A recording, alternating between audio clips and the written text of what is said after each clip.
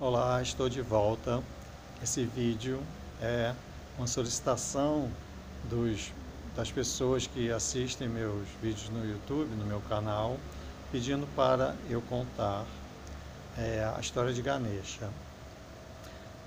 A história de Ganesha é muito linda, é muito profunda. Eu vou contar como ele entrou na minha vida há 10 anos. Na verdade, 11 anos, que agora em 2018. Depois eu vou contar como Jesus entrou na minha vida. Vou contar como Shiva entrou na minha vida, como Yogananda entrou na minha vida, como Ramana entrou na minha vida, como Eckhart Tolle entrou na minha vida, como Buda entrou na minha vida, como Krishna entrou na minha vida, como a Mestra Ama entrou na minha vida, porque um coração aberto é um templo, é um altar de oferenda aos deuses, aos mestres. Abra seu coração que eles virão morar em você. Abra seu coração que eles vão te receber na família deles, que se chama hierarquia espiritual. Abra seu coração que a sua divindade vai se manifestar. Abra seu coração para que você seja a luz no mundo. A história de Ganesha é muito linda. Esse casal que está aqui à minha direita é Shiva e Parvati, a consorte, a alma gêmea dele. Shiva é o Deus transformador do universo no hinduísmo. E ele, por ser um Deus, ele era profundamente meditativo, porque na meditação você se unifica a toda existência, a todo cosmos. Você sente, percebe e vivencia todas as coisas, todos os seres. Na consciência cósmica você é a vida, a verdade, o caminho. Você é o amor que está em todos os corações. Você é a paz que irradia do seu ser para o mundo. Na consciência cósmica você é criador, preservador e transformador. E Shiva, como transformador, tinha a consorte dele, é o aspecto feminino dele, que era manifesta, e ele ia meditar muitos anos na floresta para potencializar sua criação, para expandir sua criação, para expandir o seu ser, a sua luz, a sua glória em nós, em tudo, criar novos planetas e estrelas, onde novas humanidades possam evoluir, humanidades que nascem sem fim do incriado, do vazio, como centelhas primordiais, como crianças recém-nascidas que precisam de um pai, de um lar. E Shiva é um ser que doa seu corpo universal a novas centelhas para se desenvolverem, se descobrirem como filhos de Deus que nós somos. Então Shiva deixou a consorte dele, Parvati, por esses anos sozinha, porque ele era meditativo, reflexivo, ele entrava dentro dele e assim ele podia se expandir. E Parvati se sentiu muito sozinha nesse tempo. Então ela começou a tirar de seu corpo, de sua energia, de sua própria pele, ela começou a tirar a matéria-prima da criação de um novo ser, porque ela é deusa. Ela é Deus no aspecto feminino. E ela começou a tirar de si, começou a tirar luz, energia e matéria. E com isso ela adormeceu depois de um tempo fazendo isso, e quando ela despertou, aquela matéria, aquela energia tinha se transformado num filho que ela tanto queria para fazer companhia a ela. Tentem entender bastante essa história, ela é muito linda. A carência fez ela criar um filho para fazer companhia a ela. Ela não conseguiu esperar o marido voltar para uma experiência universal e cósmica.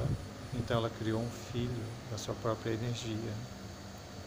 E esse filho era a doçura da vida dela, era o amor da vida dela, era a companhia que tanto ela queria no dia a dia, para não se sentir só.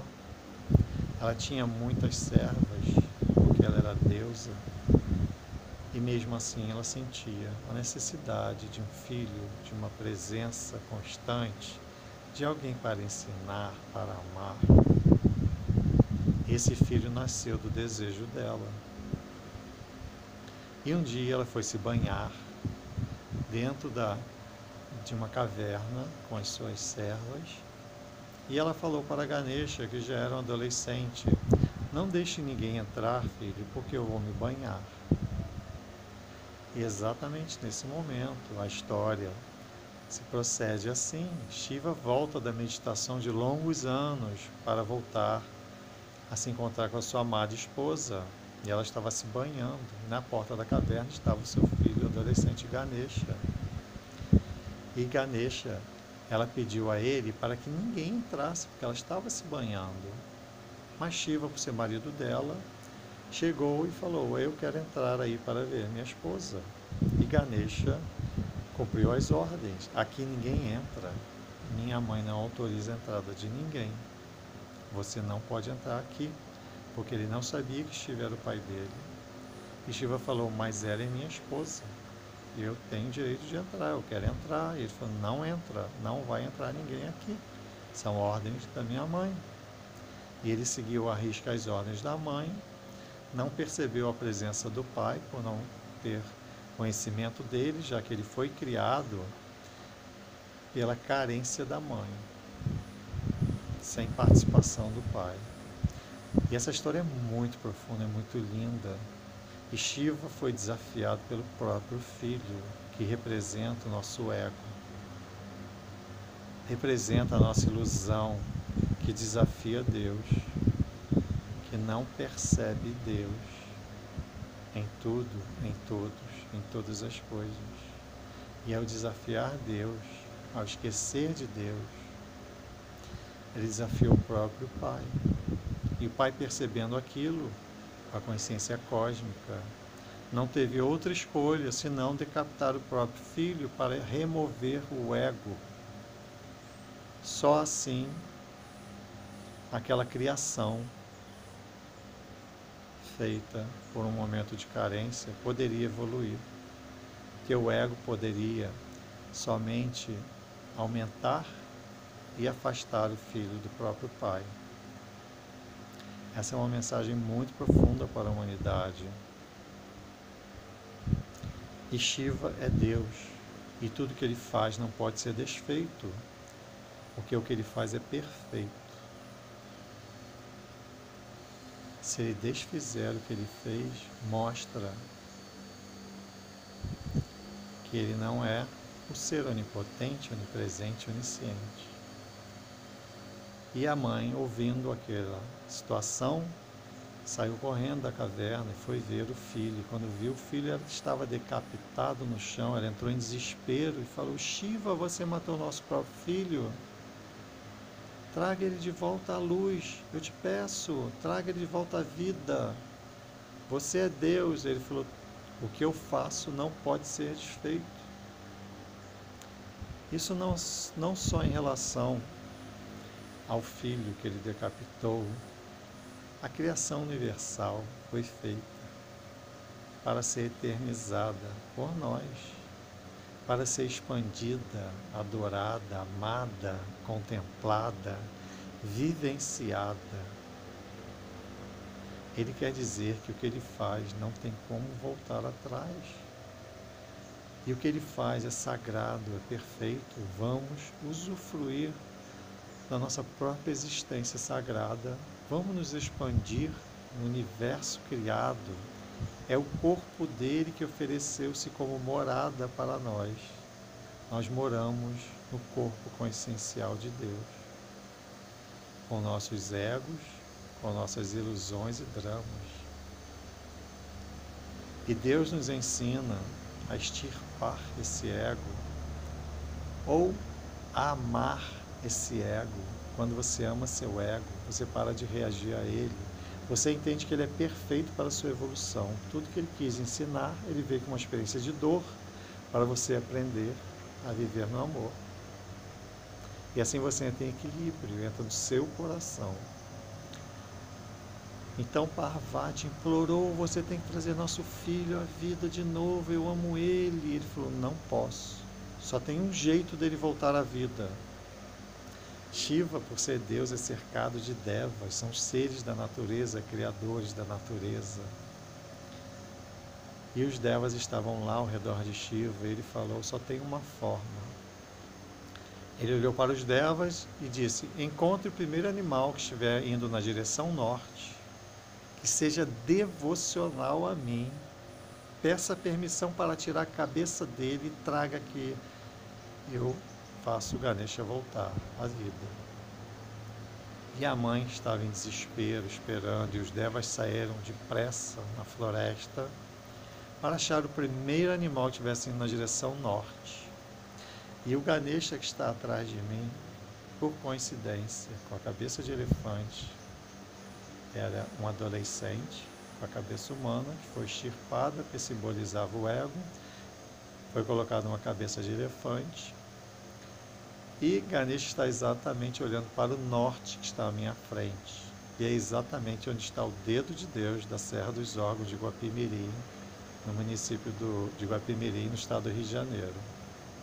As coincidências da vida. O templo precisa ser erguido com Ganesha olhando para o norte. E lá está o dedo de Deus na frente. Então os devas foram para a floresta e encontraram um elefante indo para o norte. O elefante olhou para eles falaram, precisamos urgente de um ser devocional a Shiva, que queira doar sua cabeça para que o filho dele possa voltar à vida. E o elefante imediatamente falou, eu sou um ser devocional a Shiva, eu sou um ser devocional a Deus, eu dou minha cabeça.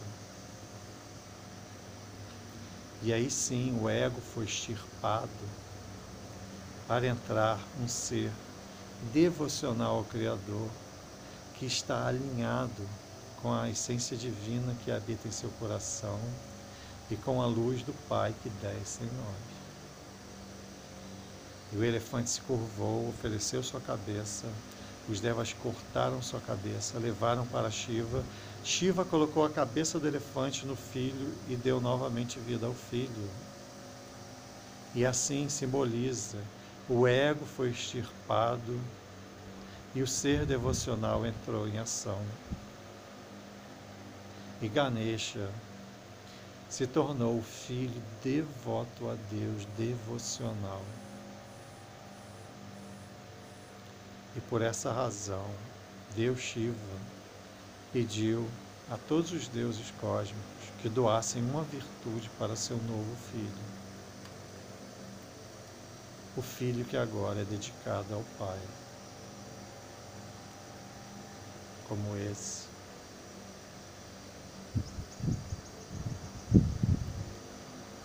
Como esse que amou.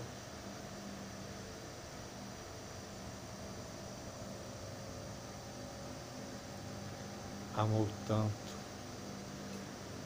Nunca pensou em si. Porque ele acreditava na divindade. Ele expressava a divindade e a entrega total ao Pai. Eu e o Pai somos um, disse Jesus. Eu estou no Pai, o Pai está em mim. Assim como Ganesha. Eu e o Pai somos um. Eu estou em Shiva, Shiva está em mim. Porque o ego de Ganesha foi removido e entrou o ser devocional. Assim temos que ser nós.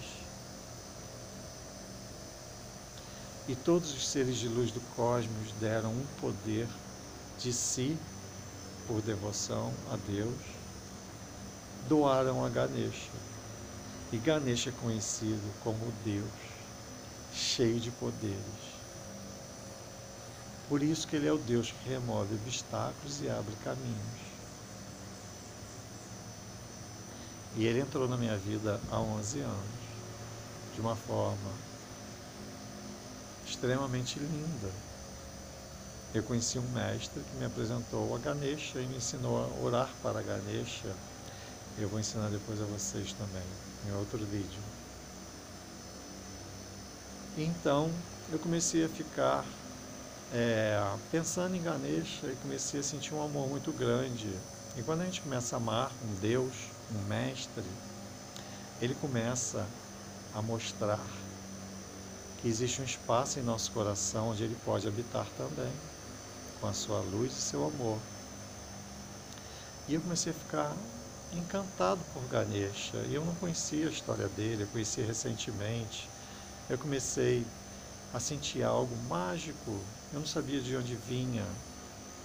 Então, eu comprei uma imagenzinha de Ganesha desse tamanho e gostava de carregar no bolso para onde eu fosse. Eu sentia uma alegria em carregar aquela imagem, eu segurava na mão, eu ia para os meus encontros espirituais, para as palestras que eu assistia, para os grupos que eu participava, eu levava sempre Ganesha comigo. A história de Jesus comigo remonta a 20 anos atrás, eu vou contar em outro vídeo. A história de Ganesha remonta a 11 anos atrás, eu estou contando esse vídeo. Então eu carregava aquele Ganesha comigo, tanto amor, e eu comecei a gostar demais de Ganesha de graça. Não havia motivo, porque ainda não tinha tido uma experiência específica assim com ele. Tive algumas visões de quadros, algumas coisas assim, mas ainda não tinha tido a experiência mais linda que eu estou contando agora. Então eu viajei uma vez para o Espírito Santo e aí levei aquele Ganeshinha no meu bolso e no quarto que eu fiquei hospedado lá, eu coloquei o Ganeshinha em cima da mesinha. Ele era de um ferro fundido, de um bronze, alguma coisa assim.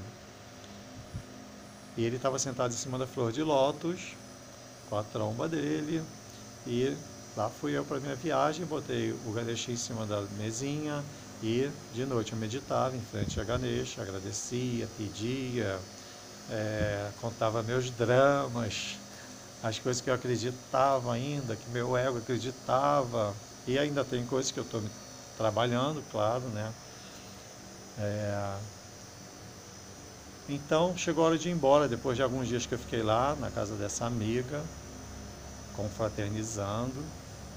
Chegou o dia de ir embora, eu peguei minhas coisas, minha roupa, minha mochila, e peguei o Ganeshinha na mão. Só que tinha uma história que estava acontecendo comigo durante uma semana antes disso. Eu não parava de pensar no filme 2001, Odisseia no Espaço. Um filme que eu vi quando eu tinha 12 anos de idade, olha lá, é uma eternidade. Eu vi o filme em 1969. Então, aquele filme marcou profundamente em mim. Com 12 anos de idade, 11 anos que eu tinha, eu achei aquele filme assim, a glória. A glória, eu não entendia aquele monolito, eu não entendia aquela cena dentro de um quarto todo iluminado, onde o ser envelhecia e deixava cair um copo de cristal. E eu queria saber o que era aquilo e tal. Passei décadas tentando entender, não tinha internet. Eu sou da época que não tinha internet, não tinha celular. Não tinha grupos como tem hoje, não tinha facilidades, não tinha como saber que tinha um mestre aqui, um mestre ali para te conhecer, visitar, ver vídeos. Eu sou da época que era um pouco mais difícil as coisas, era por dentro somente. Onde éramos mais reais, conversávamos mais com as pessoas, íamos ao Espírito Santo visitar as amigas e os amigos, ao invés de fazer por internet, WhatsApp, etc. Então, aquela semana inteira eu não parava de pensar naquele filme e naquela cena específica do quarto iluminado branco, o ser que envelhecia, que era o astronauta, e ele tinha uma taça na mão e aquela taça caía no chão, espatifava em 1000 pedaços. E eu não sabia o que era aquilo e fui descobrir, talvez há 10 anos atrás eu descobri pela internet, finalmente nasceu, e dizia que tem certas coisas na vida que são indissolúveis, que não podem ser desfeitas. Olha a mensagem. A quebra do cálice significava que aquela história do filme, que aquele ser não podia voltar no tempo, não podia voltar atrás. simboliza exatamente o que Shiva falou para sua esposa: eu não posso desfazer o que eu fiz. E eu pensei aquilo todo dia, aquele copo caindo, quebrando, espatifando, e que significava que é indissolúvel o que foi feito. E eu, saindo da casa da minha amiga, peguei a imagenzinha, botei na mão com todo carinho, todo amor, segurei firme, porque aquilo me conectava a Ganesha de uma forma muito profunda. E peguei minha mochila e tal, fui para o carro. Quando eu abri a porta do carro, não sei como, a imagem de Ganesha saiu daqui. Ela era desse tamanho, ela conseguiu sair daqui, cair no chão e quebrar em 1000 pedaços. E eu entrei em desespero, falei: ai, meu Ganesha caiu, quebrou, que droga. Ainda pensei assim: será que isso é azar? Aí a imagem do filme veio à cabeça imediatamente. A da taça que cai, quebra em 1000 pedaços, representando a indissolubilidade da ação. Não pode ser refeita, aquela taça não pode ser colada, ela quebrou em 1000 pedaços. A imagem de Ganesha, então, quebrada no chão, em vários pedaços, simbolizava que o amor dele por mim e o meu por ele era indissolúvel eternamente. Não pode ser desfeito. Nada. Meu ego não pode dissolver isso. Ele ensinou para mim que ele estava fazendo comigo o mesmo que Shiva fez com ele. Vamos remover o ego do Zé. Vamos colocar um Zé devocional, um Zé que se dedique a mim, aos mestres, a Jesus, a Deus, aos seres de luz. Vamos colocar um Zé devocional aí dentro.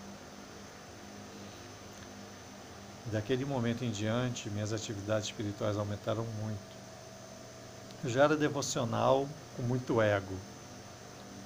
Naquele momento, as transformações foram acontecendo. Meu ego foi sendo tratado, curado, aperfeiçoado, para ser utilizado a meu favor e não contra mim.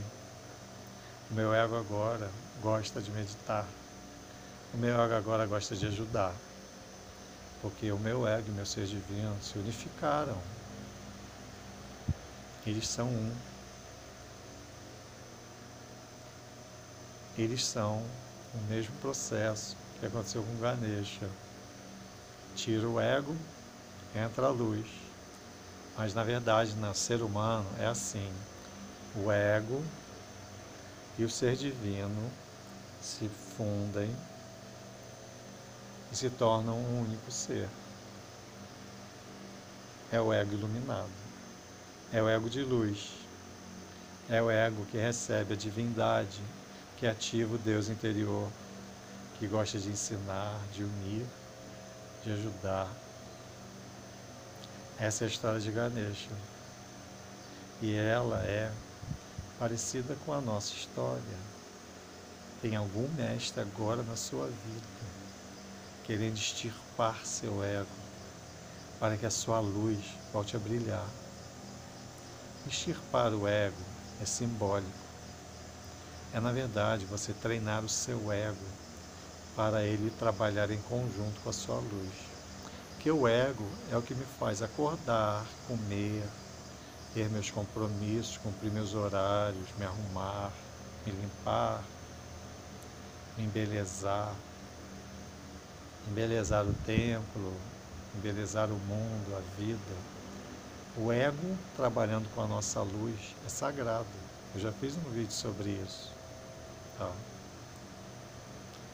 Então, todos que nascem nesse mundo têm que transformar o ego em luz. Jesus, vocês devem conhecer uma história oculta dele, dos 12 aos 30 anos. Ele se dedicou aos ensinamentos, às práticas espirituais, a conhecer mestres. E aí, com 30 anos de idade, ele uniu tudo, se iluminou e manifestou o Criador que habita dentro dele. E ele pôde curar as pessoas, deixar a cura para o mundo. Mas os egos do mundo ainda não escolheram a cura. É um processo individual, você tem que querer. Então você está convidado a fazer parte da Fraternidade do Amor Divino, que é onde os mestres podem entrar, remover o ego, curar o ego e unificar com a luz que habita em seu coração. Então venha interagir conosco e nos chame para conhecer o seu espaço. Trabalhamos somente com doações. Trabalhamos somente por amor, porque a abundância do universo flui. Ela é inteligente, sagrada, divina, suprema. Acabou a época de se preocupar com a sobrevivência. Agora é a vivência de luz e amor no mundo. Namastê.